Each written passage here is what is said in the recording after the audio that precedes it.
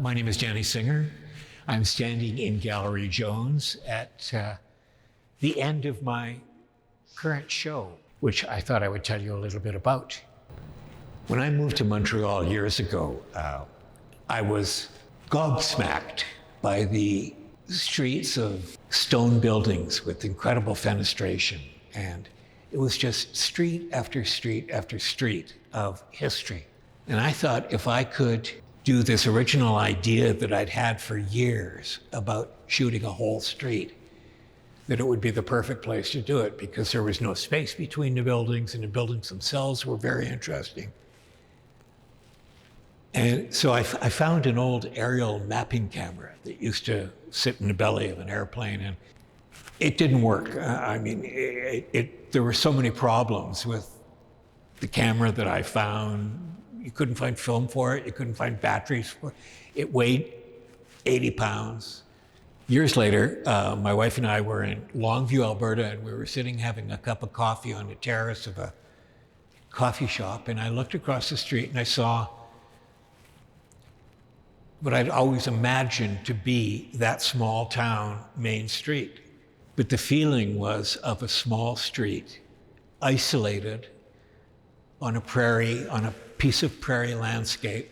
I shot 40 pieces of film, 40 frames, and spent 3 years trying to make it work. It didn't. But I learned an awful lot. I learned what I had to do in order to create these pieces properly.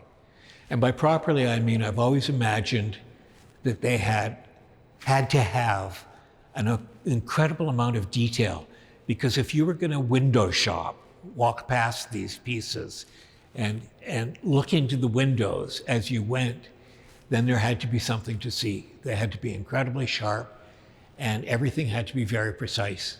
Initially, I wanted to do just main streets.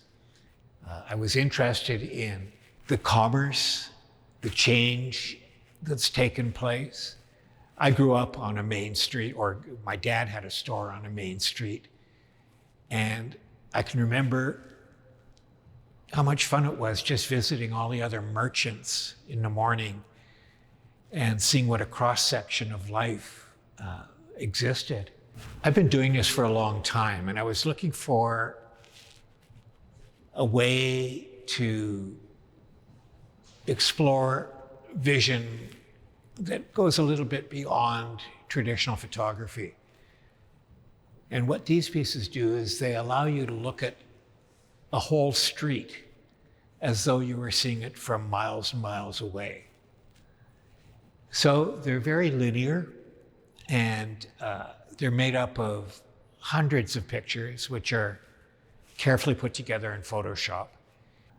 For me, it was a way of seeing which doesn't normally exist.